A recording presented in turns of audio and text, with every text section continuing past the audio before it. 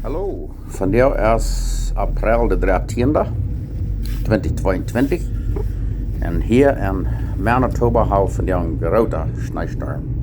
Dat sneeuwt niet bloos, dat schert.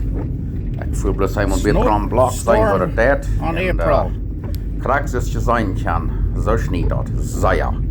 De meeste wegen zijn in Manitoba al alle touw. Wat ze aan de noordrechten zien, so dat wordt vandaag reden ze van en daarna en morgen nog. En vielleicht wat vrijdags morgens. Maar ja, dat is wat we nu hebben. Dat kalt is het best zeer, dat is maar 1 graad kalt of zo.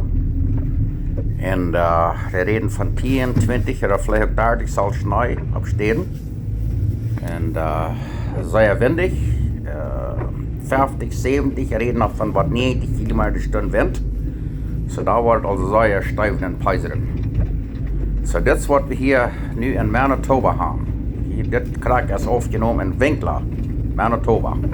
So we hebben hier een schneestorm vandaag. Ik geloof dat kan vielleicht groter zijn als we de laatste 30 jaar al gehad hebben. En 40 jaar we zeer 3 jaar. So we willen noods en nu krijgen we noods. So we gaan hem warm. Han te eten, so kijken eruit en laten ons dat schijn gaan. En voor iedereen in Mexico, daar wieder am Süden, wo jeder zu schijn aan, laat je dat ook schijn gaan. We worden bloß mal ein bisschen länger leren, wat anders allemaal wat hier is. Ik heb ons bloß ein bisschen länger vrij. Auf Wiedersehen.